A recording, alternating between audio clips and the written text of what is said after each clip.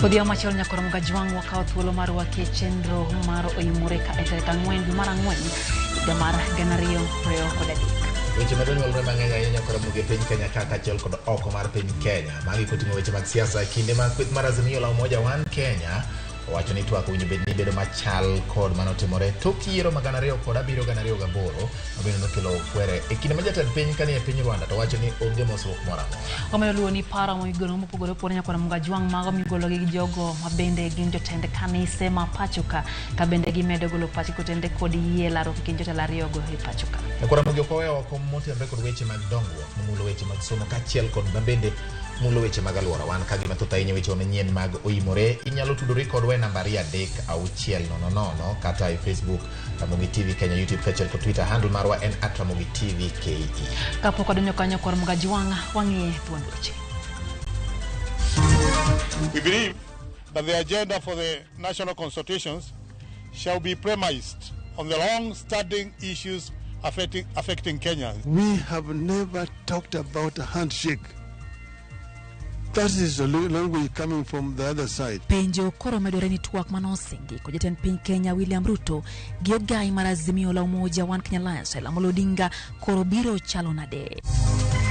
Wale wafanya biashara wote walikuwa wameshakufa moyo, lakini kwa sasa venye ati dialogue watu wanaongea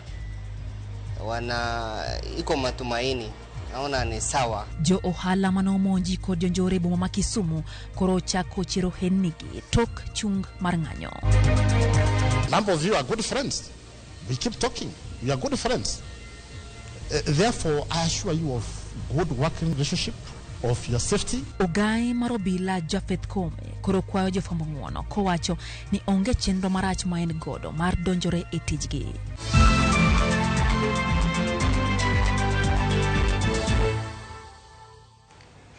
Orwakini machiegni nyakoro mgajwang bethuolo matudi koda mana kaka George Batinose nyisi ari adek auchiel nono nyiso pachi kotenre gi magi maikoni otieno makawuono nyinga Lydia Okeyo. Nyinga en George Bati jaloko maro iluongo ni Elizabeth Otieno dhi bedo koloko na weche gi nyakoro mogi chakruok nyaka giko miyo in bende kamoro amora ma intiere kimiwa pachi bed kodwa nyaka otiek weche manyien mag Oimore. Jatend piny Kenya William Ruto ochako nuoyo ni onge mosruok mar siasa ma obiro timo kod kweth mar Azimio la Umoja One Kenya Alliance. Kauloso boma Kigali e piny mar Rwanda, Ruto ne ojiwo ni tende biro mana tudore kod jo Azimio e yor od bura kaka nyocha ne owacho ma ok rwako gi e piny owacho mare. Ruto ne loso ka ochako limbe mare mandalari e piny Rwanda kama bende gidhi twako jatend pinyno Paul Kagame e yore mag bero ohala kod to kwe e Afrika ma Ugwe. This marks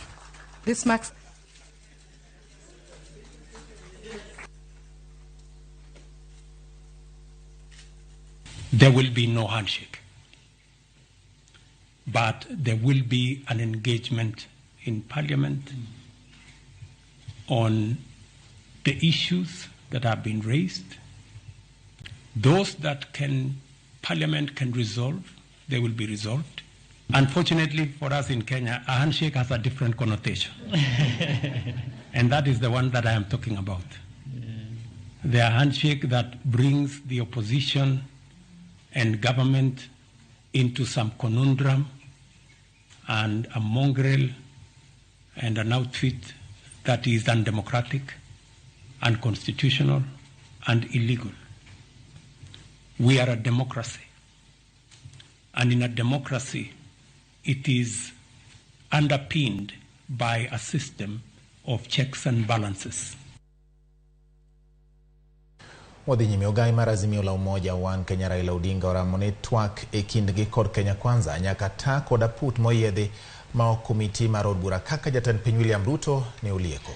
Azimio bende oramone IEBC nyaka ya usava mare kendo timne nonro kod jolonya mar yango adier maneye. Kuom thuolo machielo Raila okwedo mosruok e kinde kod jatend piny Kenya ka osingo mar dok kuom jopiny poni piny owacho kochopo dwachgi. Wadolali makamano koya kuom jafwambo marwa Chris Owino. Kata odoko ni iro marachar ne odum saa 1:30 otieno chieng' Jumapil bang' jatend piny Dr. William Ruto kod ogai mar Azimio Raila Odinga chopo e winjruok mar chungo ng'anyo kendo timo twak ong'wengo pod mienjo e lwasi mar siasa. Ote ma osom kod ogai mar Azimio Raila Odinga opogore kod chung' mane okaw kod jatend piny Dr. William Ruto. This has been a meeting of Azimio leadership to deliberate further on the development since last Sunday. Kaluwore kod Azimio, chenro matayo twak e kindgi kod Kenya Kwanza en ting' mapek ma dakta kod komiti mar od bura kaka jatend piny ne olieko.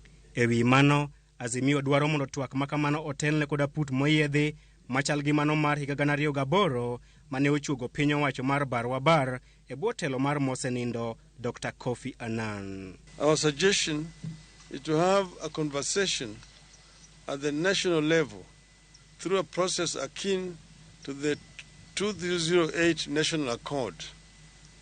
To this end, the coalition proposes a team drawn from its rank both in parliament and outside bunge. Dibed ni Azimio dwaro loso piny owacho mar Barwabar kose. To bende kweth mar Kenya Kwanza dhi yie kod chenro makamae. Ogai mar Azimio bende osebedo ka kwedo motegno wach moro amora matimo mosruok e kinde kod jatend piny William Ruto. I want to make it very clear. We have never talked about a handshake. That is a language coming from the other side. They're the ones who have been saying, oh, these people, unataka tu handshake, nusu mukati, and so on. Take it to Mr. Gachagua. Tell me, I don't even want to shake his hands. Dibed ni mae momiyo Raila kwedo wach mar mosruok kose. Achiel kuom mise motegno mag ng'anyo mag Azimio osebedo duoko mag yiero matend piny mane oyango Ruto kaka jatend piny. Kaluwore gi mano, Azimio osebedo koramo ni IBC nyaka yaw sava mare kaka yo mar yango adiera. Kata kamano, Kenya Kwanza to nyonore ni ok gibi timo twak moro amora ewi duoko mag yiero mokalo. Kenya Kwanza wacho ni weche motenore kod duoko mag yiero matend piny ne otie kod doho mamalo mogik. Azimio kata kamano ochung' kar tiende ni IBC nyaka yaw sava mare kendo timne nonro malong'o kod jolony gino madhi kelo ywarruok mapek e kind kweth ariyogo. This meeting agreed that auditing the 2022 election servers is necessary and urgent. And here we add that we require forensic audit by experts. Ohinga machielo e chenro mar kelo winjruok e kind kweth mar Azimio kod Kenya Kwanza en dwaro mar Azimio mondo piny owacho we kawo jo od bura mage kaka yo matego thuolo mag duond buche mathoth. Fidelity to the letter and spirit of multi-party democracy in parliament. That members of parliament who want to cross the aisle need to go back and seek the mandate of the electorate. Poni jatend piny Dr. William Ruto okoso chopo dwaro mage, Raila obwogo madok kuom jopiny. We resolved that the regime must take immediate steps to bring back the cost of unga to Kenya shillings 100 as at the time of the election. Chris Owino, Ramogi TV, Nairobi. Ramogi en thuolo ma koro paro medo nyuolore ahinya kotende gi weche mag yo ma idhi tim godo twak mabendo ganda jo Kenya rito ni dipo ka onyuolo lemo kendo kelo kwe duoko piny ngima mosebedo mapek kendo nyayo dongruok e pacho ka Lydia. Parni mokwongo to ganda jo Kenya moko ne paro ni samoro dwach jotele midiket mbele ahinya ka bende na wach mana wach mar IBC. Koro odiochieng' ma kawuono ne kakoro hagibiria ayanga kendo giwacho ne gidhi keto mbele wach mar duoko piny nengo mar ngima koting'o koda bech mogo, bech chiemo ma pacho ka bende koro ganda osebedo ka ywago bati. Gima bendo tenore kod weche mag yiero en wach mar sava. Poda Azimio nyonore ne gidwani sava mondo yaw mondo ng'e ne adieri ni to ler ni kanye wi duoko mar ombulu mar manotim higa mokalo dwe mar 8 ka bende weche mag mosruok bende podi winjo ka omulo weche.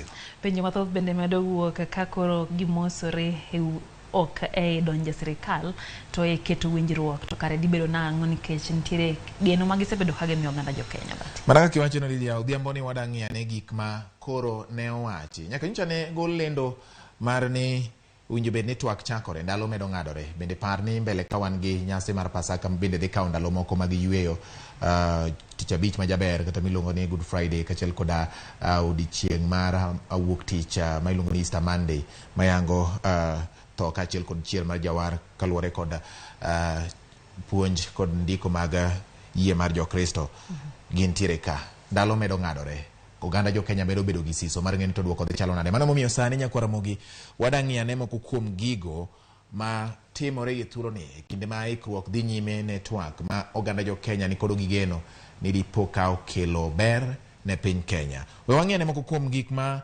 wachore kata mowinjo bed ni timore e kinde ni mar twak mar Raila Odinga kod jatend piny William Ruto. Nyakwara Mogi, nyaka odhiambo ma kawuono twak mar Ruto gi Raila, thuolo mar twak, Azimio nochiwo ne sirikal juma achiel kane gichungo ng'anyo. Ne giwacho ni gimiyo piny owacho juma achiel mondo mi twak ochakre, ma ka ok kamano to ne gidok kuom jopiny. Ndalo medo ng'adore, ndalo 2 koro osekalo nyaka ne jatend piny gi jatend Azimio yie mar twak. E ndalo 2 modong mosekadore gi nyakwara Mogi nyiso ni koro dong ndalo 5 mondo mi wabed gi juma achiel ma en ndalo 7. Koro ka wang'iyo thuolo mar twak e kind Ruto gi Raila, ndalo 2 ero koro osekalo. Ndalo modong gin 5. Nitie odiochienge 2 mag yweyo mag nyasi mar Pasaka. Naseng'isi ni tich 5 ma jaber miluongo ni Good Friday kanyakla kod wuok tich mar bang' chier mar Kristo ma bende iluongo ni Easter Monday bende nitiere kanyakwara Mogi. Ndalo modong mar keto ikruok makare gin ndalo 3. Ne wan gi ndalo 2 moseng'adore, wadong' gi ndalo 5, wasegolo ndalo 2 mamoko, koro wadong' gi ndalo 3. Nyakwara Mogi, ikruok ne twak, nitiere ikruoge moko mosetim kata moseketi manyiso ni koro chal ka gima wach mar twak ni nyalo dhi nyime. Jatend piny nyose romo kod jotend od bura mamalo kod Senate. Mano tingo jatend kweth mathoth e od bura mamalo Kimani Ichung'wa kanyakla koda kweth mare kama tingo jago poro kata jaleg wi od bura go kanyakla koda moko kuom jatelo mawuok e od bura mar Senate mondo mago masiro piny owacho mondo mi giketa yanga to yo margi mar twak biro chalo nade. Jo Azimio chano romo odiochieng' mar tich 4 mar jumani, lalruok margi makende motelo ne chako twak ayanga. Nyiso ni nitiere ikruok mosechako neno kaluwore kod ranyisigi manyiso ni kuom ndalo manok mabiro dipo ka waneno ka twak ochakore ayanga. Nyakwara Mogi, ka wadhi nyime kod weche mabende timore kama sirikal gi Azimio rome, nitiere kuonde mane girome e paro margi, dwachgi gi kuonde mabende gipogore. Kuonde ma girome ni ng'iyo wach mar IEBC kanyakla. Giwacho ni nyaka chuga put mar jokanyo bed ni enoko mar bura kata i od bura kaka ilieko gi moko kuom jokanyo go, nyaka gibed ni gin kanyakla e kinde ma gigo mbaka e wiya put mabiro ng'iyo wach mar IEBC kod kaka iloso commission manyien mar weche mag yiero kod keyo pacho ka IEBC.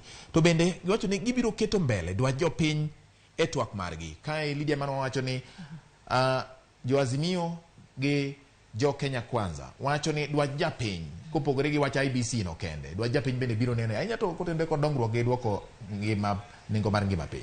Kabe nyaparo kano watwa kanyo gi Brendo Ngalo Odhiambo manyore rameny piny bati notemo wacho ni owinjo ne ni be luongo ni subsidies dwoko piny gigo bende ne miyo ne gik moko bedo matin moting'o koda kamogo gi weche moko mag fuel kata petrol. Neno ka gin weche bende koro miyo kabecha fuel odhi malo tiyudo ka kata mana bech ngima nyaka koro dhi malo. Dwaro mar jopiny en mondo subsidies go kinyalo duokgi nikech kirito gima kok ipidho kawuono samoro inyalo tho gi kech kapok cham mano kelne mbolea cha oikore bati. Erokamano Lydia. Nyakwara Mogi, kopogore gi ng'iyo wach mar IEBC kanyakla kod keto mbele dwaro mar jopiny bende nitiere weche mamoko mabende dipo ka twag ni endi oting'o weche machalo kod magi. Dwach sirikal twak ota kokalo e od bura. Azimio ochung' ng'anyo. Ma jatend piny nowacho ni twak owinjo bed ni tayo kokalo e od bura. Piny nowacho ni twak owinjo bed ni tayo kokalo e od bura kendo ne gidwaro ni mondo mi twagno chakre yo makare. Azimio nyaka ne ichung' ng'anyo. Ma en achiel kuom gik manokaw kod riwruok mar Azimio la Umoja One Kenya kokalo kuom ogai mare gi tendgi mane gichungo ng'anyo mane timore pacho ka wuok tich gi tich 4 mar juma ka juma kendo koro wuok tich manyokalo ni nyowa bedo ka onge kod ng'anyo makamano. Kopogore gi dwach sirikal nitiere dwach Azimio keto wich kanyakla e loso IEBC. Dwaro mar Azimio namba 1. Namba machielo en ni duoko piny pek mar ngima. En achiel kuom gima iwinjo ka Lydia wacho ni dwaro ni nitiere mondo keto omenda mabiro siro chenro mopogore opogore ahinya to mago mag mwandu moselosi mondo ka japiny dhi ng'iewo mwandu to en gi fuong'ruok moro e mwandu modhi ng'iewogo miluongo ni subsidy. Ma en achiel kuom gima Azimio dwaro ni mondo mi otim. Dwach Azimio mamoko bende kinde mag twak Nyakwara Mogi en ni mondo mi twak nyaka bed kod jokanyo ma ok oyiengore kamoro amora. Kinyalo winjo kata kinyalo paro kaka ne ogai mar Azimio Raila Odinga oloso e kinde mane ochiwo twak ka owacho ni ochungo ng'anyo kendo oyie mondo koro lalruok ochak bede kinde kod jatend piny Kenya William Ruto. Ne owacho ni kopogore kod jogo mabiro wuok e pacho ka, owinjo bed ni nitiere ng'at moro ma kata jomoko ma ok oyiengore kamoro amora. Nowacho ni joma wuok oko nyalo bet ni oko mar od bura kata oko mar duond buche mag siasa ma pacho ka, mondo mi bed ni kanitiere pogruok moro to jogi nyalo kelo winjruok e kindgi. Bende ne gidwa ni mondo yaw sava mane otigodo e yiero mokalo mondo fweny adieri to gin ang'o gini manotimore, ng'ama noyudo ang'o e ombulu no kaluwore kod penjo manobetie. Bende nyaka we thuolo jo Azimio manomaki e kinde mag ng'anyo. Ma en achiel kuom gik ma osechak tim bang' ka yie nobedi kod yierruok mar chako lalruok. Neno ka moko kuom jo Azimio manomaki kotende kod weche mag bago ng'anyo, moko kuom gine osewach ni koro inyalo we thuolo mondo mi chenro ni odhi nyime e yo makare. Weche mamoko bende nyakwara Ramogi madwarore dwachar Azimio manyien. Bang' Azimio golo dwarogi, Lydia, nitiere dwaro moko ma Azimio chako biro godo manyien. Ok ang'e ni ma biro miyo ji chopo e winjruok mapiyo. Samoro bende nyalo bedo ni ma nyalo miyo piny owacho bende chak go kwano, nikech gin nyo giseromo ma giwacho ni samoro giseloso lai kata okenge ma gibiro luwo e kinde mag twak. To kopo ni dwaro manyien gichako biro, to dipo ka samoro gichak gidok kende e wi mesa. Kanyo bwana no kagiriekore matin bati ng'eni kwan mar kweth mar Azimio ne piny e od bura nyaka Senate bende. Omiyo koter twak e od bura tachiel kachiel nitie kaka dwach piny owacho madhi mbele. Koro ka Azimio tiyo mariek gidwaro mondo twak obed oko mar od bura. Nitiere kamiti kata put mane giwacho ni loso ma bende koro dhi kelo kwan mar ji maromre koya kuom kweth ka kweth mondo mi koro ji obede mesa kwan maromre, paro bende kel machalre mondo mi giyiere paro mo bende koro pedi mondo mi japiny koro oyud ber nikech magi duto giwacho ni gitimo ne jopiny Kenya. Erokamano nyama mana kaka winjo ka Lydia Osilie kono nyakwara Ramogi, jo Azimio dwani twak otim oko mar od bura gi jokanyo mowuok e kidienje mopogore opogore mondo mi kik bed ni kweth mar od bura kata jo od bura inyalo legi kadhi kor piny owacho kata kor jo Azimio mondo ne ni oganda jo Kenya obedo gi adieri ni dwaro margi oket mbele e kinde twak makama. Bende kopogore gi mano, Azimio dwaro ni twak obed machal kod mane ota kod Kofi Annan e higa mar 2008. Nyiso ni ging'iyo twak mano oloso piny owacho mar Barwa Bar ma iluongo ni Grand Coalition Government. Ok ang'eyo ni ma biro nyalore machalo nade. Kata kamano kaluwore kod Azimio gi tende gidwa ni twak machal kod mano. Ka wang'iyo twak mano timore ndalono ne en twak mano kelo piny owacho mane oriwo kweth mar ndalono ODM kanyakla kod mar PNU mano telie kod mausenindo jatend piny Kenya mar adek Emilio Mwai Kibaki ma bende nokelo sirikal mar manywanda. To koro gie sani nyakwara Ramogi bende giwacho ni report mogik ema owinjo bed ni itero e od bura. Nyiso ni kosetim twak Lydia gi jo mani oko mar od bura kendo twag no chalo kod mano tim kod mano ta kod Kofi Annan, to giwacho ni winjruok osebedo to report emitero ne jo od bura, report mogik. Koro jo od bura biro twak e mano kar mondo mi bed ni jo od bura twak to giwinjore gimoro amora duto te to ging'ado wach. Koro Raila Amolo Odinga gi kwethne dwani mondo mi twak obed ni report emichwalo ne jo od bura mondo gigo mbaka e twak tok gigo mbaka ni gine ma ging'ado wach. Mano kare bati aparo ni mano ni gima bende koro winjo mi japiny Kenya geno wira ni gigo duto mano opedhi gi kweth mar Azimio la Umoja One Kenya Alliance ka bende gidwa ni piny Kenya kata sirikal ochop kare geno nitiere ni mago dode timore. Bakmani bati mana kaka ni chako kiwacho ne gin ne en juma chien ndalo ariyo osekadho to segi bende do ka jatend piny Kenya pod ni oko. Wakiani jumachiel ni dhi bedo dwe koso gibro lando sudo mbele kata chwalo mbele odiechienge gi waketo ang'a mondo wang'e nyakwara Ramogi.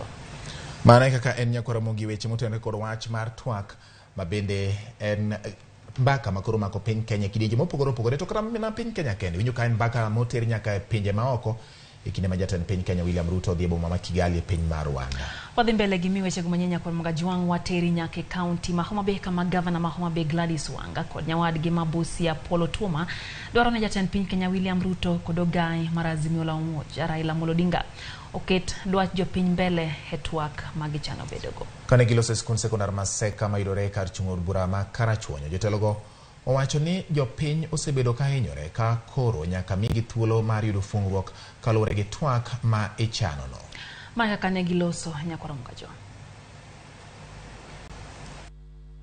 Let us reason together. We have got a lot of problems in this country, but we also have got a lot of opportunities in this country. We should not be divided. Issues that divide us can be discussed. People can talk to each other. And they have shown that by postponing the mandamanos, which were supposed to be there on Monday, by saying, come and let us reason together. So I also want to urge the leaders, those of us who are both in Azimio and the other side of Kenya Kwanza, please let us support our leaders in this good gesture they have shown to bring the country together so that we have amicable solutions to some of the problems that are bedeviling us. So we want to hope that as this dialogue begins, it begins with clean hands, it begins in good faith, so that all the issues that have been raised by us in the Azimio side and the issues that Kenya Kwanza side may have can be put on the table, discussed openly, discussed with an open mind, discussed with honesty, so that we can be sure that after this process, we will have a lasting solution to our electoral system, to issues of the cost of living, and the issues that have bedeviled us as a nation this far.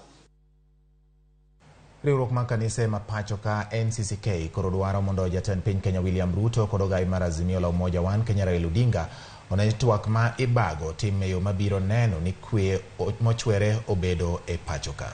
NCCK okwa mondo twak uketa yangane jopiny kendo mula chiedhnare duto ma oganda ma pacho ka kadho. Jafwambo marwa Simfros Okinda noluwo wach ni Nyakoramogi kendo koro miwa matut. Riwruok mar kanise NCCK, riwruok mar Josalam Supkem, duol makedo ne ratich oganda pacho ka KNHCR e kind riwruoge mamoko oriwore mar chiwo puoch gi pak na jatend piny Kenya William Ruto kod jatend kweth mar Azimio la Umoja Raila Odinga kuom yie mar bago twak mabiro nyayo kwe pacho ka. We in this regard commend His Excellency the President Dr. William Ruto and the leader of Azimio la Umoja, Right Honorable Odinga, for hearing the plea of Kenyans and sit to engage in consultations to resolve the political differences. Kanegiloso gi jofwambo jotelo go kwa jotelo ma pacho ka mondo ketie tim go kuom weche mantiere wend piny Kenya majiwo kwe kod bedo kamoro achiel. O God of all creation, bless this our land and nation. Justice be our shield and defender. May we dwell in peace and liberty, plenty be found within our borders. Kane otelne gi kod Bishop Kivuva, jodolo go dwaro ni jotelo mabiro telo ne twak mondo nenie twak ewi moko kuom achiedh nade mokwako jopiny kamoting'o kedo gi pogruok e yor mwandu e kind jo Kenya, tieko dhier chiwo tije ne rowere e kind ng'ikruok mamoko. We believe that the agenda for the national consultations shall be premised on the long-standing issues affecting Kenyans, which include 1. Tackling poverty and inequality, as well as lowering the cost of living, addressing transparency, accountability, and impunity. Jodolo go bende kwedo thoe kod ketho mwandu mane oneno e jumbe ariyo kinde ng'anyo mane obagi Azimio la Umoja. We share our deep condolences with all families that were bereaved by the death that occurred during the days of mass action. We are also praying for speedy healing and recovery of those who are injured. We call upon the security agencies and specialized state agencies to undertake speedy investigations on all acts of crime to ensure that the perpetrators face the consequences. Komachielo duol mariwo wi oganda pacho ka NCIC biro chako bago twak gi jopiny ewi chenro mag jiwo chumi ma pacho ka, siasa maber kod kelo oganda kamoro achiel kaka yo achiel mabiro konyo e keto oganda ma pacho ka marom. Tok jatend piny William Ruto kod jatend kweth mar Azimio la Umoja Raila Odinga yie bago twak mar riwo wi oganda, geno koro pek ni gin twak mabiro thego jo Kenya kendo biro konyo oganda duto dak kamoro achiel gi kwe pacho ka chutho. Simfros Okinda, Ramogi TV. Kwa dhi mbele ni jodolo mawuok e riwruok kanise mar NCCK kwedo kod okang' magere monj mano obila otimo kawuono e od jakom margi Bishop Ngire David Kodia e kar dak ma Migosi e kaunti ma Kisumu. Jodolo dwaro mondo obila oyang maler gima omiyo ne gioro apisas magi mondo mi omany jadolono kata obedo ni e sechego ne onge ode kendo familia mare mane nitie. Giwacho ni monj ma okinyi ma kawuono ne okelo buok maduong' ne familia mar Kodia ni mar ok ne ging'eyo gima omiyo obila manye kata obedo ni en jalno ma inyalo gwel machope tesendo obila ka nitiere duoko moro amora ma idwa ni ochiw ne obila. Kendo ne giyawo drise ma gigolo nyaka rarind mag loro drise ka gielo katen mondo gine gima dhi mbele. Mama no pondo gi nyithinde e room machielo. Kendo nende ka oseponde room machielo ne gitemo to ne ok ginyalo. Bang'e kane ginano ka wadonjo ka achiel kod jo media to ne giwuok achiel kachiel kendo ne gidhiyo. Nyaka sani pod ok wang'eyo gimomiyo ne gimanyo Bishop ma en jakom NCC ka e Nyanza, to wakwedo gi teko duto monj mar obila e kar dak mar Bishop. Wakwayo obila ni kalure gi chik ka nitie wach moro to ber ka gioro barua mar mak kata jo kisungu luongo ni warrant of arrest. En ywakwa kendo en kwayowa ni sirikal mondo non weche gi matut kendo kik wawinji kata mana odiechieng' ma kawuono ni. To ka dipo ni lure gi weche ma osebet e pinywa mar Kenya ka, ginyiswa ni ang'o ma askofu osetimo madimi or ne ji mondo bi omonje. Some police officers invaded the home of Bishop Professor David Kodia, the chairman of NCCK in Nyanza region, without a search or arrest warrant. We believe that the police were seeking to arrest him because of his vocal statements on matters of social justice. We call on the President to assure Kenyans of the protection and freedom of all people. Wang'ene mago mabende tenre kod weche mane owuok kinde ng'anyo. Johala manoyudo lal kaluwore gi tulo kod kuo e kinde mag ng'anyo Kisumu koro jiwore mar chiero ohandgi. Johala go keto geno ni twak ma ichane kinje jatend Kenya William Ruto kod gai mar Azimio la Umoja Raila Amolo Odinga biro kelo duoko mar kwe. Jofwambo marwa Millicent Odhiambo miyowa ler mathoth kuwuok Kisumu. Ni ngumu kwanza wakati wa sasa kuna mtu yoyote anaweza kukusaidia, wala kuna pesa ambayo tuseme nimeweka alafu naenda kuchukua, hakuna.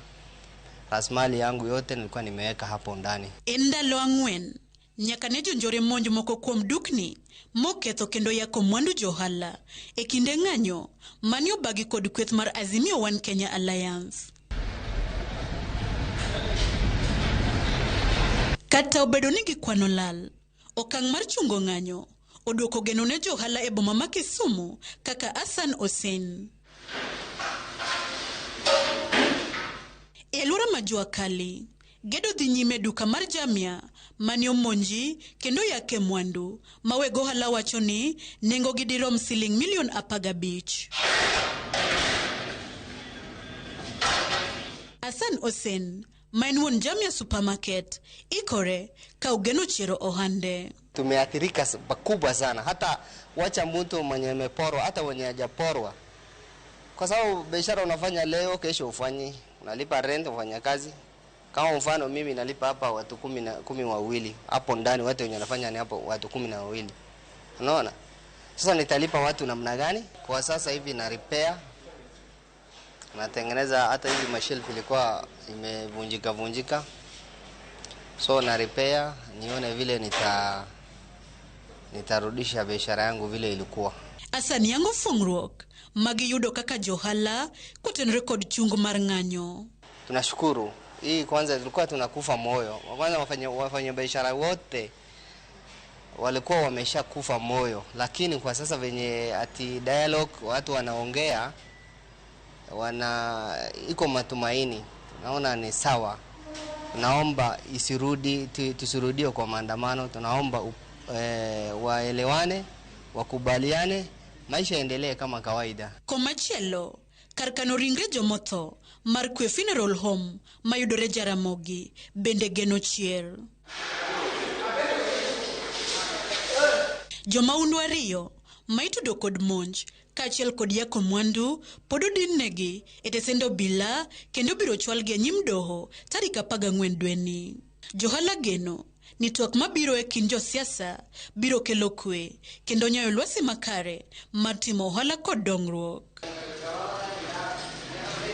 Kata obedo ni ng'anyo mag Azimio nokelo lal ma wiyo yugno ne moko kuom johala kod kata kar kano ringre ni mar kwe, geno margi mar chungo ohandgi kendo pod ngima ka girito nonro mag obila kod olemo mar twak tok chung ng'anyo e kind kweth mar Azimio kod riwruok mar Tend Kenya Kwanza. Millicent Adhiambo, Ramogi TV, Kisumu County. Toro nyakora mga jong koro ka oyo mokwongo ka and dakika 29 bang' saa 3 mar otieno chenro eno Oimore ng'aroi kacha mondo nyiswa pachi ko chenro gi magi moi kono dia makawuono neno ka oganda sa kontiko kanyo George Bati. Jindiko ka kendo bera ahinya nikech gigolo paro mopogore nyiso ni wantiere Evans Kidero mar Migori bunge la wananchi wacho ni Kenya dwaro kwe makende kaka seche matwak dhi mbele sani.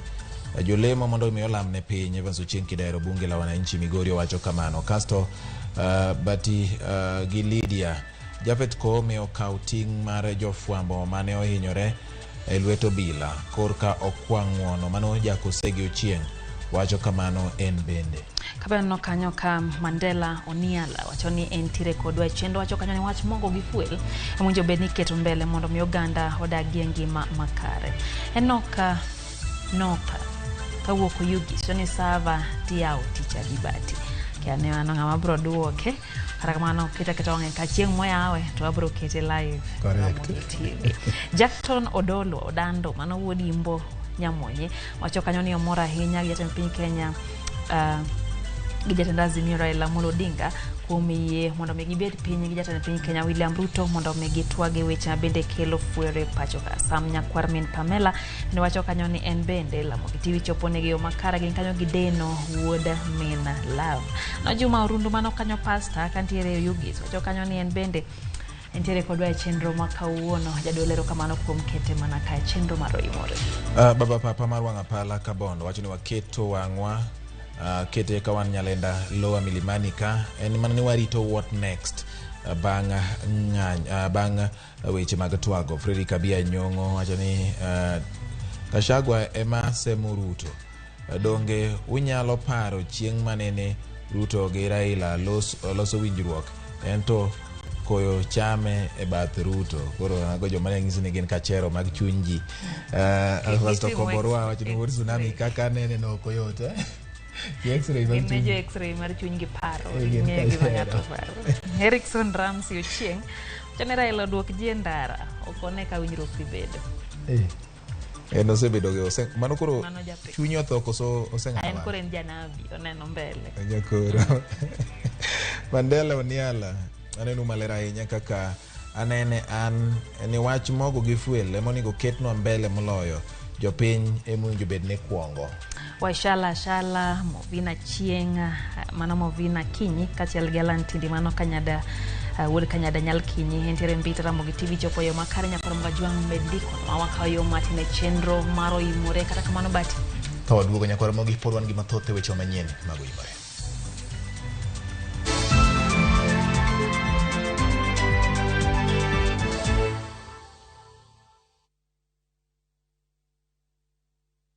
Play on these games and enjoy 2,500% boost on our Supercharged Multi-Bet bonus on Shabiki.com. You can't afford to miss it. Not for persons under the age of 18. BCLB number 416. Shabiki.com.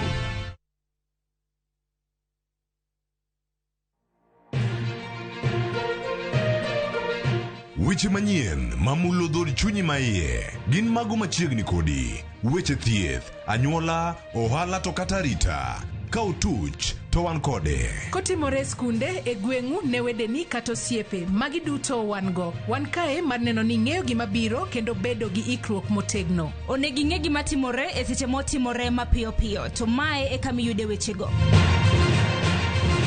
Nikech Kenya en marwa waduto to Ramogi TV en odwa. To kendo wantie iye kanyakla achiel kaka onagi. Ma en rupiny kod mbaka oromo. Ramogi TV. Sud machiegni mondo wago mbaka.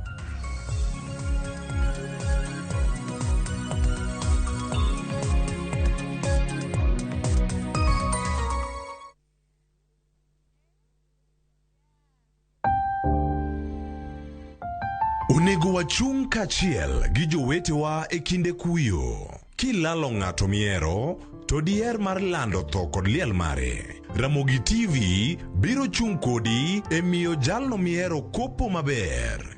Inyalo gocho e namba 011 09 22 773 kata 0785 40 38 20. Be inyalo oro ote e email obituaries@royalmedia.co.ke.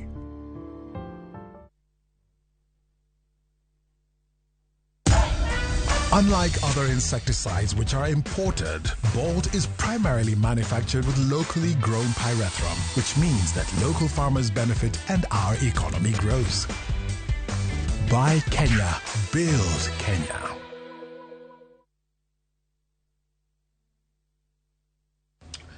Oh, yeah.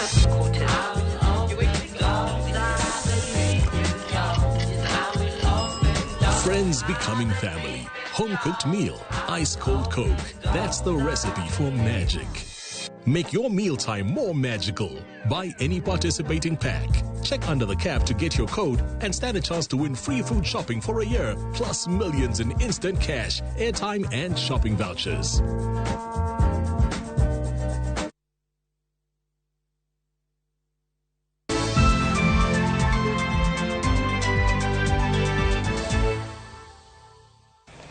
Machiegni kendo nyakoro mgaji wang'ero kamano kuom medo kete mana kera Ramogi TV e chenro mar Oimore. Wadhi mbele gi mi weche manyien.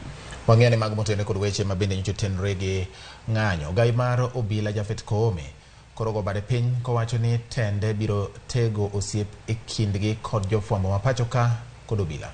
Koome olaro ne gibiro rito ratiro mag jofwambo seche ma gitiyo tiji maonge rakruok moro amora kindgi gi obila e lai margi mar tich. Ne owuoyo bang' bad migawo mar obila yudo seyo tok jofwambo kata jafwambo moro yudo hinyruok kinde ng'anyo mane oluongi gi kweth mar Azimio la Umoja One Kenya Alliance tich ang'wen mokalo e boma ma Nairobi.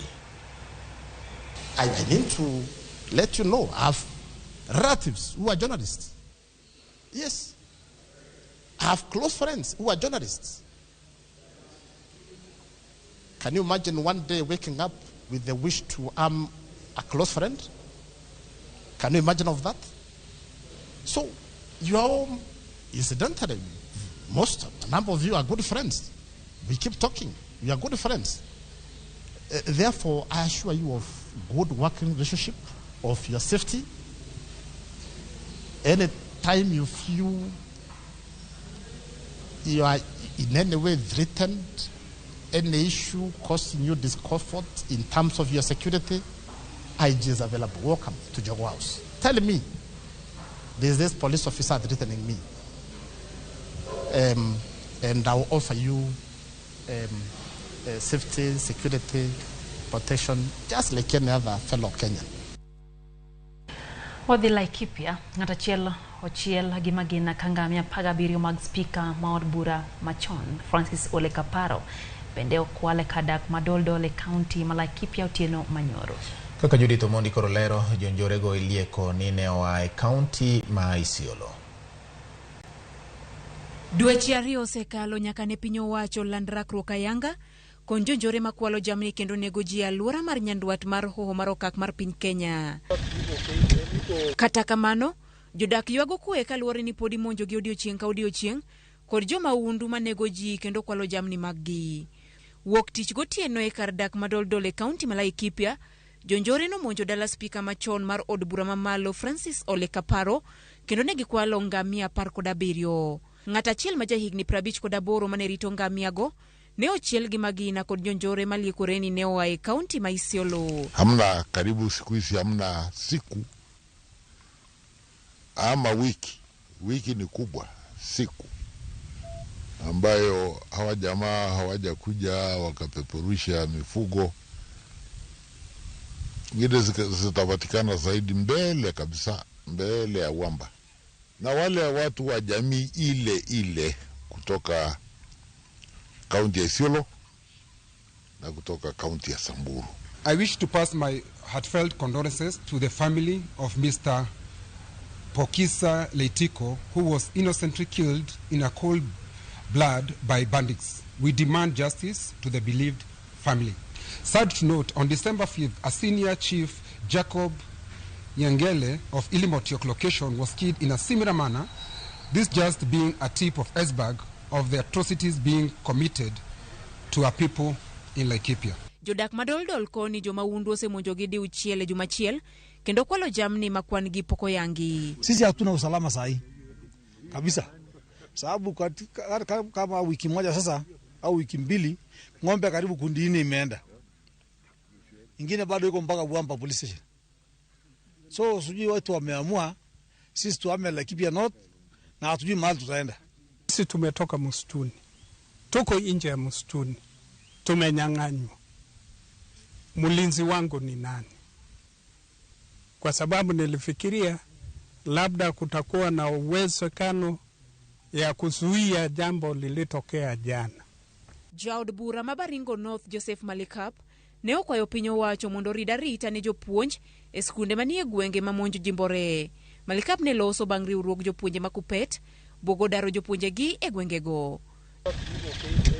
Seneta ma Laikipia John Kinywa mane twak od bura mamalo omedo duonde wach njore e gwenge ma Laikipia ka osayo piny owacho kuom rem chopo kare singo mar arita makare ne jodak. Dodo is in Mogogodo location, which has been gazetted as a security disturbed area, and is of much concern that my people are still being terrorized and are on verge of losing faith in the government. Nauliza serikali kama hamna nia ama nguvu ama bidii ama uwezo ya kutekeleza operesheni, tafadhali muache kutisha hawa wajambazi, kwa sababu mtafanya watumalize. Piny owacho ne osingo chwalo apisas 600 mondo konye kedo kod njore e alwora ma Laikipia. Kata kamano, monj pod odagi rumo. Judith Omondi, Ramogi TV. Wadhi nyime. Piny owacho mar kaunti ma Samburu ochako chenro mar chiwo ngamia ne jopith mane owito jamgi e kinde magoro kaka yoro jologi kaluwore kod lal mane giyudo. Jopith go omi ngamia kaka yore chungo gi malo kendo e yore yuto bang' yudo lal kokalo lwet jokuo jamni kod oro mager manoko ko gwengego. Odiochieng' ka odiochieng' ka piny oru, jopith ma Samburu osebedo kagoyo kwano ka giyango lal magiseyudo kaluwore kod jambgi mosekwal kod mane oro nego. Ka wich bar magin go en kaka ginyalo chung' kendo gino makoro miyo piny owacho mar kaunti nochako miyo gi ngamia kaka chudo kaluwore kod lal magisebedo ka giyudo. Wamesaidia sisi kwa sababu mali yetu yote imekufa na jalali, kama wamepewa sisi ngamia. Sasa hatuwezi uza, taenda kusalisha mpaka upate maziwa ya kuuza naye. Ngamia afadhali kwa sababu wakati ya kiangazi hawezi chukua yeye. Ngamia inastahimili njaa kuliko ng'ombe na haiwezi sumbuka kuhamahama. Tuko nao tu hapo kwa nyumbani, na wakizaa tutapata maziwa. Jakom mar komiti mochung'ne weche mag pur e od bura mar kaunti ma Samburu Kaunda Lemparasio ojiwo jopith mondo mi orwak pith mar ngamia kaluwore ni en le manyalo dak kata mani kinde magoro. Samburu County, vile mnajua, kuna vitu mbili ambayo inakuanga shida hapa. Tuna kiangazi na tuko na wizi ya ng'ombe. So kama serikali tumeamua kutumia kuleta hii ngamia kupea watu, kwa sababu kitu ya kwanza, bandits hawapendi ngamia, hawapendi kuchukua ngamia. Ya pili, ile kiangazi inakuanga Samburu hapa, ngamia huwa inafanya mzuri kwa sababu ngamia inakaa muda mrefu bila kunywa maji. Tunataka for the next few years tunahakikisha kuwa tunaendelea kununua ngamia. Mwaka hii budget inakuja tutanunua ngamia zaidi ya 1,000 kupeana tu, so that watu wetu wakati kuna kiangazi ngamia inaweza kaa muda mrefu hata wakati mvua inakosekana. So tunataka kubadilisha zaidi ng'ombe iwe kidogo na ngamia ikuwe mingi.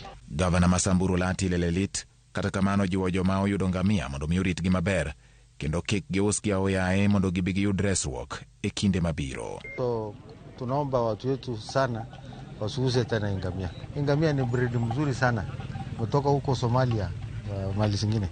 So ngamia iko na maziwa mingi, na tunaomba watu wetu waache kuuza ngamia. Restocking ni muhimu wakati hii, wakati watu wengi wamepotesha livestock yao, na tunaomba watu weze kutusaidia in terms of restocking ya ile livestock tumepoteza wakati ya drought. Nyaka gie sani familia maromo 250 oseyudo mich mag ngamia kowuok kuom piny owacho mar kaunti ma Samburu mondo miyo jolgi kaluwore kod lal ma gisebedo ka giyudo e lwet jokuo jamni kaachiel kod oro mane olal kod ngima jamni mathoth e gwenge makono.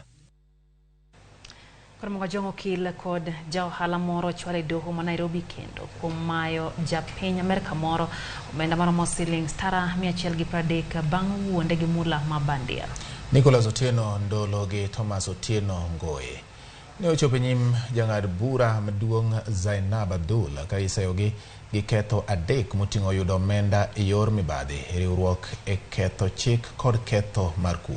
Ji ariyogo notamore yie kethogi kendo wegi bang' chulo rampun mar shillings 500 ng'ato ka ng'ato. Dwe ma okalo ji ariyo gi bende ne otere doho ma Kibra gi ketho machal kod mano.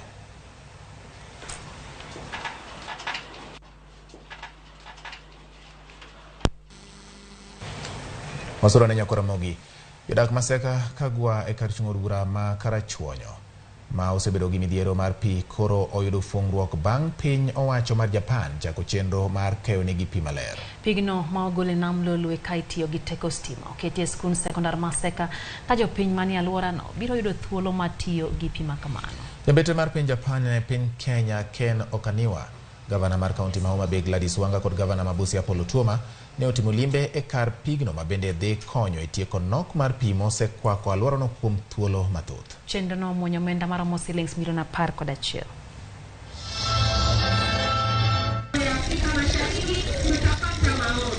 We consider that health of the people is the most important aspect of development. We support the universal health coverage, which is being promoted by the government of Kenya. We think the safe and clean water is a basis of health for the people in any area, including in this county. When you look in this region, we are among the leading in waterborne diseases in the country and in the region. And that's why we are saying we have got water everywhere, but we don't have clean drinking water. But the technology we have seen here through Yamaha can allow us to have clean drinking water at affordable costs. The biggest challenge we are facing as governors along the lake region or in the lake basin is that our people can see water, they can see it, they can view it, they can touch it, but they still have no water to drink and clean water and safe water for domestic use. And that is the challenge that this program has come to resolve. Committee chairman, ingeni kapigni kinywa duogo katwa yudo ko onge to mzigo nie wi gi committee ni mane waketo mondo ritang'owa orit pi. Kutendo gi weche mag koth ni chenro mag somo ne obedo kod ng'ikruok okinyi ma kawuono e sikund primar mag Gendo e kar chung'o bura ma Suba South bang' thoth jopuonjre rem chopo e skul kaluwore gi masira mar oula mane oketho daraja ma jopuonjrego tiyo godo ka gidhi e skundno. Koth mapek mane ochwe koro gwenge ma kontino ma piny orugo kawuono noyuro daraja matudo gweng' ma Gendo kod mano ma Kibwer kendo rocho wuodhe e kor gwengego. Ne ochuno jopuonjre matiyo gi daraja no mondo mi ka gidhi e skul mondo mi odog pacho ma gichopo e skul. Bende masira mar oulano nokelo lal maduong' ne jopur manie alworano bang' pi ketho cham mane gisepidho e puothegi.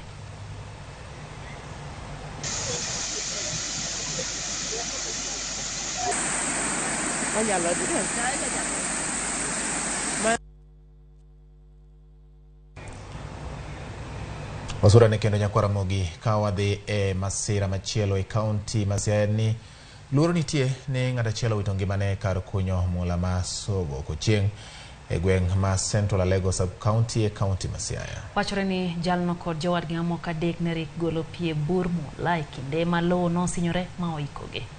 Jokuny mula wadgi wacho ni ne giwito tudruok kod jalno mana kinde machuok kende bang' masirano kaluwore ni negitemo luonge to ne ok odwokgi. OCPD Masia Benedict Mwangangi oyango ji adek oresi e masirano kendo gimedo yudo thieth e osiptand kaunti ma Siaya.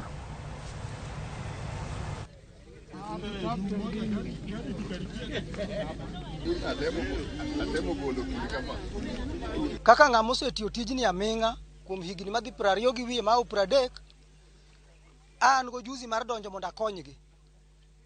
Adonjo mokwongo makwongo adhi nyaka piny madhi e pigno manwang'o oxygen aduogo malo. Kaduogo atwe ji adek mowuok. Kadok mondo atwe ng'at mar 4 oyudo ka kendo mucha oserumo bende. Ochuno makor mondo awuog kech ng'acha to osedhi koro nyaka pi. Kaka bro konye onge, mucha bende rumo. Kaka datwera go tola won bende otama mondo ywaya. Koro atemo tamba e kor bugo bunyaka biro malo. Koro kasewuok adhi apodho kamoro, joma nitie okwadha, ka winjo ka gamo muya matin, taparo ni joga odong' e bugo. Ochuna ma nwang'o achiel kuom joma kanyo mong'e riembo pikipiki motera nyaka ka polis Segere. Polis okozuva omiya gari mondo bi abidhi akonygo joma segologo. Ating'ogi materogi Siaya referral makenda we kakoro gindo gisechako wuoyo. Ji obed gu kwe to wagol nyathiwa no obed oko. Sirikal oseyie, aparo ni gari mar fire brigade abiro gi gimoro amora go pumps yote, obiro go muya, tigo pi, to wagolo body. En mana kamano. Onge mar jolony machiwo thieth moromo e osiptende koso dhi e klinik kaka owinjore kod tuo mar pressure gin moko kuom gigo ma itudo kod kwan mamalo mag joma mine kod nyithindo ma higi tin ne 5 ma pod wito ngimagi e kaunti ma Migori. Kata kamano ten kaunti ma Migori kokalo kuom migawo mar thieth wacho ni giseketo kenge makare mar temo medo duoko piny thoe mag mine seche ma gikonyore kaachiel kod nyithindo manitiere bwo higni 5. Jafwambo mar Migori Jojo Mamiyo waler mathoth. Tino mata ni kapar made mar adek mar igane Peter Utino kaachiel kod min od Diana Juma magin jodak e gwego mag Tagache e Sapondo Manyateke ne rito kod sironyo rwako nyathigi mar adek. Taulo, lep nyathi kod gik mamoko madwarore ne ginyiewo. Diana ne oringo osiptal ma Tagache bang' winjo muoch manyiso ni nyathine chiegni wuok. Kata kamano, seche machuok bang' ka oserange kod laktar noyudi ka nyithindo 4 mane oriko ne oting'o ne osewito ngimagi. Nilienda huko saa 7 usiku na mimi nilienda saa 9. Kufika huko nimepata kama watoto washatolewa na wamesha kufa tayari. Giyudi kaka nyithindo gonindo. Nanyuologi gi dweche 7. Mor mane ntiere godo ne olokore kuyo ne en kaachiel kod familia mare. Hatukujua eti hiyo inaweza kufanyika. Kana bire klinik odiochieng' mokwongo to nopima. Kano pima to nonyisa ni abi aduogi gi pesa mar picha. Aduogo gi pesa no nokayudo sister manonyisa nadoka kamano but onge ng'ama nonyisa ni en gi nyathi mokalo achiel. Anyalo koni wan ga total of stende mag sirikal 19 manitiere ultrasound machines. Shida ma wan go ni ostende 19 ge te ok gin ultrasound gi moko ok ti. Ok iti ni masin rach, masinde beyo, te ni samoro nikech wan gi few sonographer. Jomo county sani koro planned mang'eny in the next jumbe 2 mabiro ostende wa 19 manitiere ultrasound machine ka wadhi timo tiegruok makende. Gima ne okelo tho mag nyithindo 4 gi ka koro pok onyuolgi pok oyangore. Kogoyi picha kata king'e gimiting'o tinyalo neno kaka itimo. To ninge chana ngina ting'o nyathi achiel kawaida. Nyithindo 4 manotiyo gi mowito ngimagi obedo achiel kuom kwan mag nyithindo maro 21 kuom nyithindo 1,000 ma inyuolo mawito ngimagi ka gintiere e kind dwe achiel ka onyuolgi e piny Kenya. Bedo mapek ok en tuo kendo miyo konego tho nikech opek kacha nikech en gi ich. Ma timore mana ka rit nitie makare, tudruok nitie makare gi minewa mapek. Thoge mag joma mine kaachiel kod nyithindo mantie kind dwe achiel kod higni 5 pod nitie malo e kaunti ma Migori kaachiel kod piny Kenya mangima.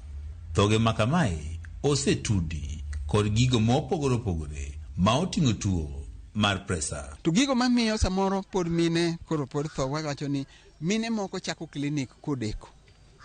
Samo chako klinik kodeko ka en gi tuo moro, to tiende ni tuo ni samoro koro osadhi moenea kabisa. Mag remo mago matek ahinya ni koko bedo control in good time, to may complicate and the mother may have a problem. Jata chendo mar ngima joma mine kaachiel kod nyithinde kaunti ma Migori Joseph Okidi wacho ni gisetemo keto kenge makare mar duoko piny thoge mag joma mine kaachiel kod nyithindo, kata bedi pod nitiere ageta mopogore opogore.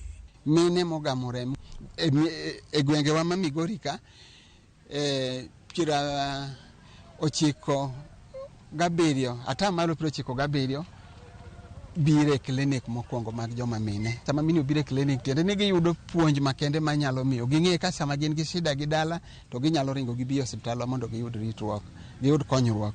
Seketo machiegni kabisa jomwa luongo ni nyamrerwa mang'eny gi na timo konyo mine e yore mag nyuol gi dala. Lipot yango ne mine maromo 355 kuom mine maromo 100,000 pod wito ngimagi e kinde mag nyuol, ka nyithindo maromo 41 kuom ma inyuolo maromo 100 wito ngimagi ka koro pok ochopo higni 5. George Juma, Ramogi TV, Migori.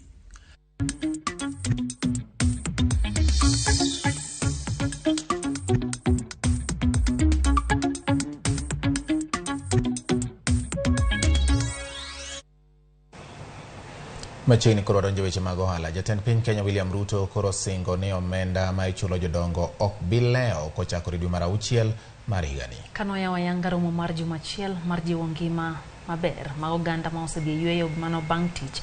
Ruto nowacho ni omenda ma ikonyogo jodongo mond liete joka man kod ng'ol kaachiel gi nyithi kiye koro ibiro chwalnegi kapok ochulo sara ma jotije piny owacho. Edwin Okoth miwa ler mathoth mar wachno. E chenro manoland kod jatend piny Kenya William Ruto chieng' tich ariyo, omenda jodongo koro nyalo choponegi kata kapok ochul jotich sirkal osachgi. For a very long time we've had social protection cash transfer money disbursed 3, 4, 5, 6, maybe sometimes 7 months after they are due. Treasury have undertaken that from June 1, the social protection cash transfer money will be disbursed before salaries of public servants is disbursed. Makoro nyalo kelo fungruok maduong' ne jodongo ma osebet ka rito omenda ma piny owacho onego bed ni oronegi dwe ka dwe kuom thuolo malach kata moingo dweche 8, okang' maweyogi kod achiedh nade. E chak mar higani, omenda maromo siling bilion 8 gi milion 600 ne ogol mar konyo jodongo bang' ketogi gi rito mar dweche 6. Jotelo mamoko manoyworo romono ne opwoyo okang' mar siro jodongo maonge nyalo kod omenda makonyogi e yudo chiemo kod thieth. Indeed, these are efforts essentially for preventing poverty and inequality as well as addressing current challenges, in particularly those facing old age. Your Excellency, if you don't have hope when you are retiring or when you are leaving your employment, or you are having hope against hope, since you didn't have anything in place to lay your hands on, no social protection, you can hardly take 3 months leaving. The next place of where you will end up is in the grave. Piny owacho seketo thenge omenda maromo siling bilion 28 mar chopo kare chenrono ma bende konyo mond liete jok man kod ng'ol kaachiel kod nyithi kiye. Jatend piny William Ruto bende ne wacho ni kaka yo mar jiwo thieth maber e kor gwenge kama thoth jodongo kod jogo ma yutogi ni piny yudore, chenro mar tiyo kod piny owacho mag kaunti osechaki mar neno ni nyamrerwa bende ichulo maber. We are having conversations with the county governments, and within the next few weeks we will be rolling out the program that will also make it possible for us to now pay stipend to the 100,000 community health workers or volunteers across the country, again as a means to bring the people at the bottom of the pyramid on board health services. Ruto bendo singo duoko piny nengo mar okumba mar NHIF nyaka $300 kowuok e $500 ma ichulo sani. To actualize the commitment I made to the people of Kenya that we will make NHIF contributions affordable. At the moment, the lowest contributor pays 500 shillings. We have worked the numbers. It will be possible, beginning later this year, to pay 300 shillings and still keep the cover. Singo mar Ruto ewe chudo mar jodongo koro kelo geno ni piny owacho mar Kenya Kwanza pod ni kod chenro mar chulo pes jodongo bang' luoro ni chenrono manochaki higa mar 2015 ne dhi lwar. Luoro ma kamano ne okel kod deko golo omenda moro amora e chenrono chakore dwe mar 9 higa mokalo mane Kenya Kwanza ochako e tich nyaka dwe mar 1 higani. Magi biro e kinde mayangore ni 17% kende mag jogo matiyo ema ni kod chenro mar keno mabiro konyogi ka gidhi e yweyo bang' tich, ka moko kuomgi bende keno matin ma ok nyal sirogi ka gidhi e rutaya. Edwin Okoth, Ramogi TV, Nairobi. Kambi mar chiwo okumba Direct Line Assurance olando yuto mar omenda mar shillings $262 e giko mar higa mokalo, kamano en medruok moinga tamalo 100 kopim kod higa mar 2021. Kambi no wacho ni ohala mag uso okumba ne odongore kod atamalo 21 nyaka $4.2 kamano ni malo moingo uso mag kembe moko mag chiwo okumba mane uso mekgi kata mane uso mekgi omedore kod atamalo 11 thuolo makamano. Jatije ma Direct Line Evans Nyanka nowacho ni yuto margi maberno okel kod tudruok motegno kod ohelni magitiyogo e uso kuma magisebet ka gichiwo ahinya ne weg nyamburko. Nyaga bende koro wacho ni chenro nitie mar dongo kambino ka iyawo bedene e ohala mamoko kaka chiwo okumba mag thieth kod keto mwandu e yore mamoko. Intermediaries, of course our staff cannot be left behind.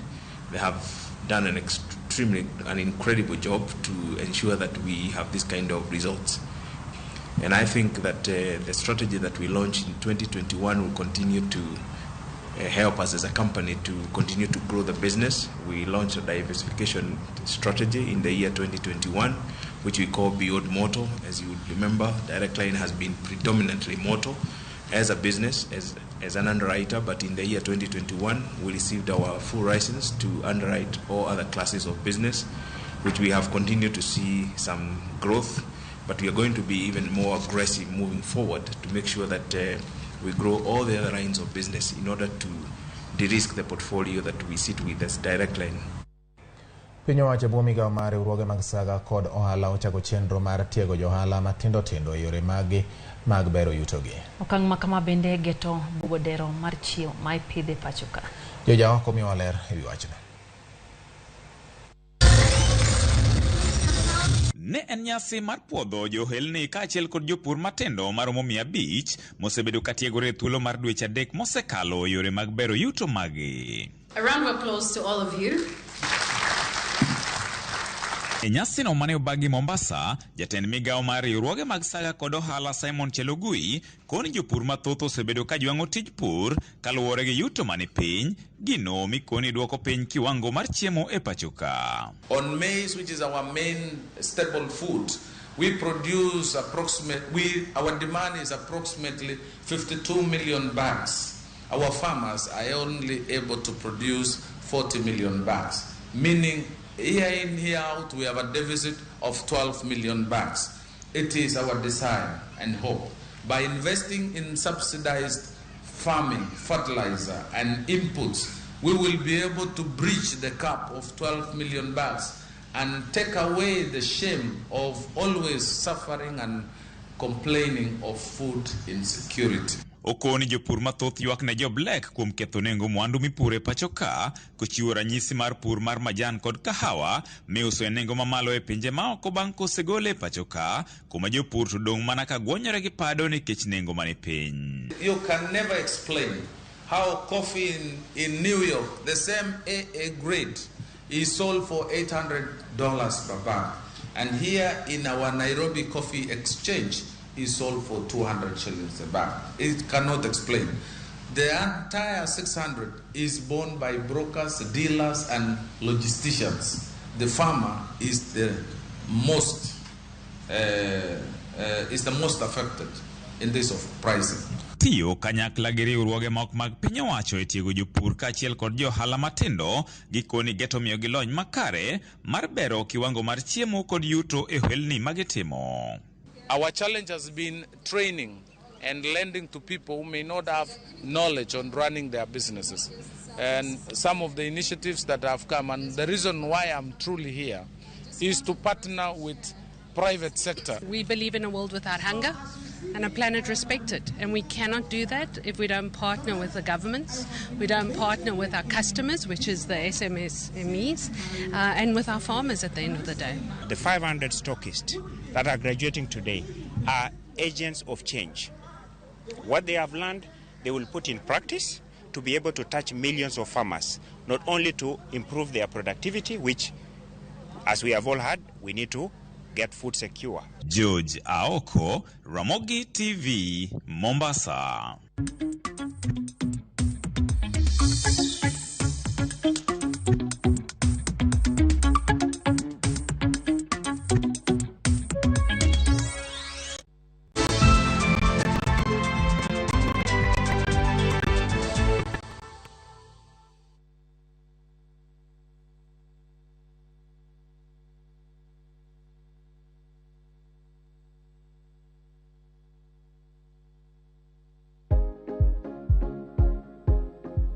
Oken gima wendo ka ilalo yier wiyi maromo e kind 100 nyaka 150 kuom odiochieng' achiel kende. Kik chandi nimar en gima timorega.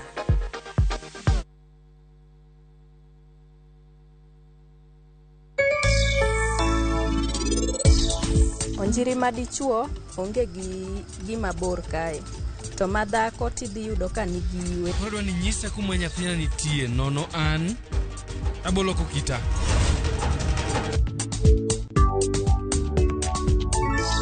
In maber kod mattress mar Johari 5x6 Addix Thermos 1.8 liters Recon Cushion e siling 490. Kopia Harden Tea An 10 liters mabiro kod sukari kila chiel manono kowuok e kopia, kalam, muma manyien, pan mar chapat kod mwandu mamoko e nengo mogonyore. Kopia Maisha Rahisi. Nyakwa Ramogi. Wachaka nigi weche matimore sa. Gige dongruok en gigo eko ma en hakini, ok en gimi gi mich. Buch jopiny. Adier gima dhi mbele sani, Trevor dhano kech nego. Alo, bera inya udi nade? Wadhi maber Musa, pinjari penyo mibni godono mar senator. Tich adek ka tich adek, tudri gi jalendo Trevor Ombija, janding opanga jonyakach dendo nombija taya nyakwar guok kocha pesa. Sadek otieno, mana Ramogi TV.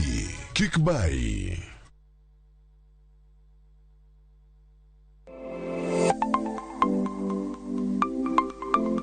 Nyakwa juanga, ng'ato ka ng'ato inyuolo kod pok mare makende.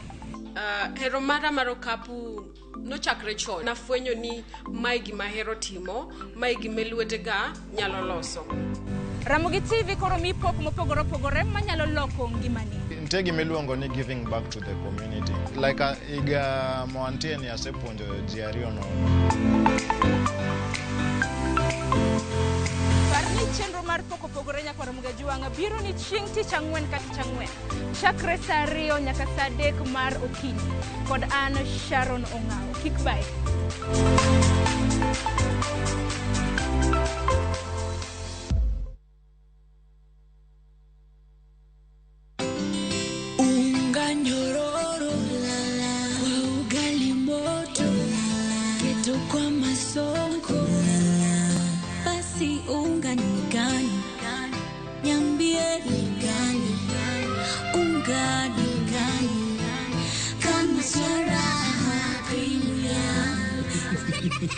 Mimi ni Bahati. Walinijua kama mtoto wa mama. Siku hizi wananiita mtoto wa Kafagara. Ni unga nyororo, nyeupe, inanukia na inapatikana kote nchini. Kwa raha ya familia natumia unga wa raha. Nyiew mok kuon mar Raha Premium kawuono e duka machiegni kodi.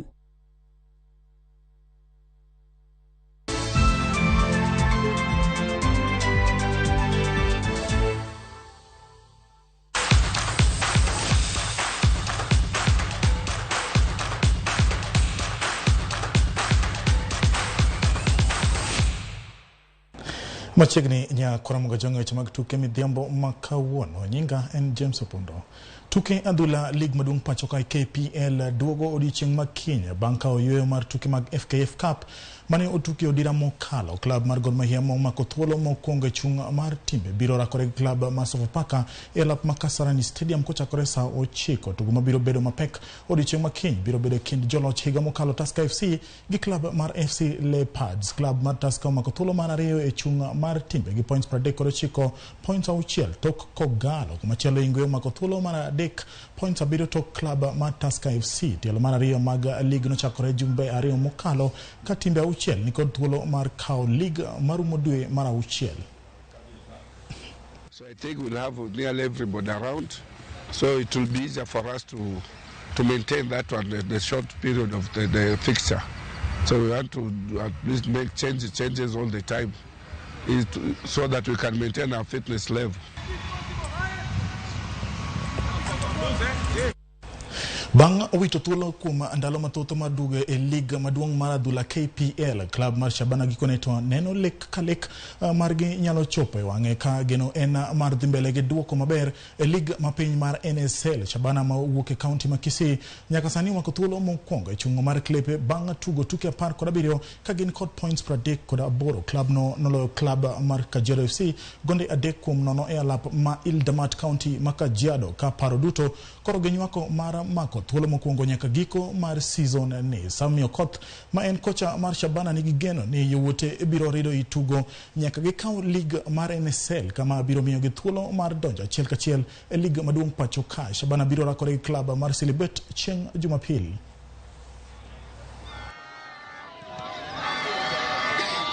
Kiwa kwa ligi pale juu una need kushinda matches zako ndio maintain pale, so imekuwa nzuri kwetu. Tuna feel bado tuna need kuact zaidi kwa sababu hatutaki kutoka pale juu namba moja. Tunajaribu sana tusiangalie timu zile zinatufuata na vile zinacheza. Tunataka kuangalia game zetu vile tunacheza kwa sababu tuna need kushinda. So kama unashinda unneed kuangalia mwenzako mwanakufuata nyuma kwa sababu hizo points zinakuweka pale juu.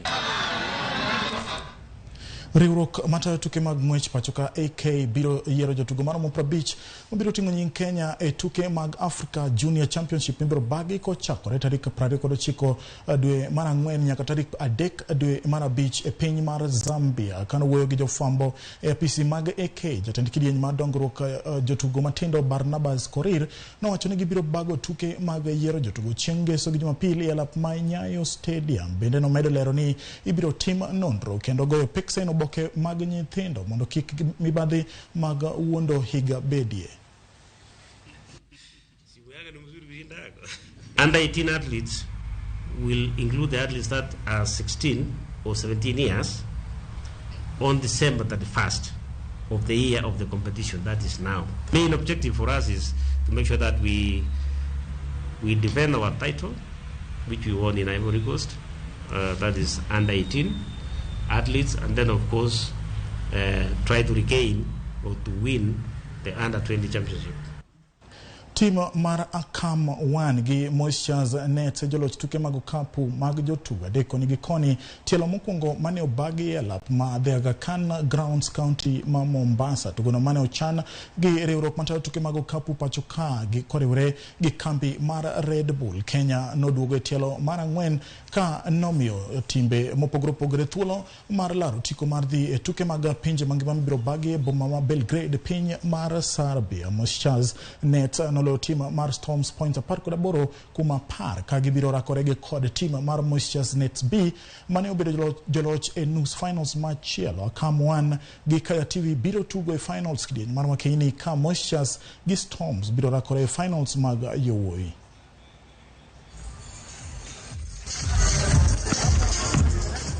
Riwruok matayo tuke mag Olympics pachoka noko chano wuoth mar tiego jogo mabiro konyo e sectors mopogore ka giketo ikruok ne tuke mag Olympics mibiro bagi e higa mar 2024 e piny mar France. Nok obago tiegruok mar ndalo adek ne jofwambo mag weche tuke ma pachoka e boma ma Naivasha ka agenda maduong' en puonjo jofwambo e yore mag choko kendo keyo weche mag tuke gi lony manyasani. Jofwambo bende ibiro mi tiegruok gi komiti mar Olympics piny mangima mong'ere kaka International Olympics Committee e yorno maginyalo tiyo godo tijgi e tuke mag Olympics mabiro higa mar 2024. We'll be having some experts from the Association of National Olympic Committees to be able to come and share the emerging trends, the practices in the world of sports, so that our media people are engaged, involved, and appreciate some of the things which are happening. The changes probably.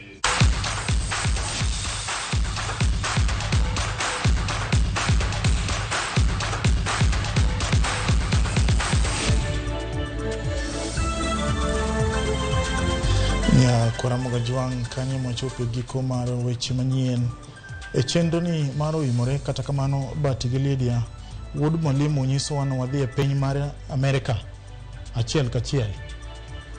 Odo ne gima timre ne mane jatend piny Kenya piny mar Amerika mar 40 kod adi ngina dhi maduogo Koso Kenya wa Amerika. Kenya wa Amerika. Eso luongo ni Europe. United Kenya. Guru Trump ujono tere do mamalo e piny mar Amerika kitude kod chulo menda moko ma odhi ataro gi pend chike ma piny no. Kendo en wachno ma dhi mbele ng'eni Lydia timonwa ka international news. Kuro nyalo lero no tang'o matimre. Omenda koto ko gina taro kata kamano gimomiyo no chule. Emane makosa. Notemo umo dho ng'ato. Mondo kik wuoye gima notimo. Obedo chula chulo omenda koso nopuko omenda nikech kacha chal ni puko omenda. 130 nokigoyo gi omenda ma Kenya ka en bura. Bilion ma ng'ato nyona piny e tiende. Mana marumo dho. Kare ambe ko jogo ume dhoga. Lore gi midwa wacho. Gi content. Bati koro muma dhoga. No, gichagano no kum dok.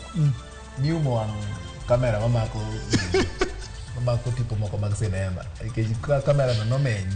To wach no rach. Koro picha mane koro bede gi picha no gin ja picha. Bede gi picha ni moro minyalo umwani. Donge. Kigigeno mana mag kolo kakende. Kaka mane nyalo paro ni jatend piny machon ni mano Donald Trump wacho ni magi migo ego kisiasa. Ka bende nyalo paro ni pod entiere kod dwaro mar chung' e yiero mabiro mar piny Amerika. To bende chike ma Amerika ok otame chung' kendo. Pod obro mana chung' kata bende pod en gi bura makama. Opogore gi pinje mamoko mag Afrika kama samoro jatend piny mosewuok e tich be nyalo timre Kenya ka yudo ka ok migi ok terga ahinya do piny Amerika to pani demokrasia mar giango ni kopo ni timo ketho mo ni time kaka in ma ok otenre kod kom mar bedo ni jatend piny to iteri do kaka in mondo duok penjo kaka dhano. Omedo lo mano kendo ageno ni odiochieng' makinya nwang'is gi kuku mar wach ni kaka bibedo e piny Amerika. Ramogi apa ne wanyole waseteri Amerika miduogo. Koro waduogo ka waseduogo Kenya kata koro bana piende mondo wadhiyo. An batie Kenya koro Ramogi juang ka kiwinjo no odira bato setieke kendo ofuka ma ok anan ga pilo awinjo ni olosna gimoro tadhi acham kode apilo wuok na mana seme koro ko chieng' Emmanuel ne koro Ramogi juang kanya matieke go nyinga en James Opondo joma katwenga jo Kisumo duto kamaro moro untire beru koro otieno makare. Pindi mugo kusema no paro na sigana moro ne dawogo na chon e kind joseme gundie abro go ne nyikwaya bende kachieng' moro yudo nyikwaya ka kamano kamana nyakwara Ramogi jaloko mar obed Elizabeth Otieno eloya mosiro weche manyien odhiambo ni in bende mikao thuolo mari miketo ang'ira Ramogi TV weche manyien mag Oimore puonj gi pake. Jo Migori County kawuono dhi alojo Awendo Sub County, jo Uriri constituency, jo Rongo, jo Suna West gi Suna East kanyakla kod jo Nyatike, jo Kuria West gi East bende. Nyasaye mondo otelnu moro amora ma utie e Migori County. Nyinga en George Mbati, riti masane. Nasekuru numed wethwa gi jowambla kawmos nyakoro nga jongero kamano kuom kete wala Ramogi TV nyaka nwachaki resegi elo tim maduong' mokonyo wachopo ni weche kote ne kanyo gi Jay Bonyo kachiel gi Ray Polo kendo wan kanyo gi Philip Ochie mano wuod Malimo Hilary abende miyowa kaka unje wadi studio ka wagoniro kamano kuom kete mana Ramogi TV wasebedo kanyo gi Elizabeth Chino masabedo kalo kuna weche gi nyinga Lydia Okeyo wariti masane.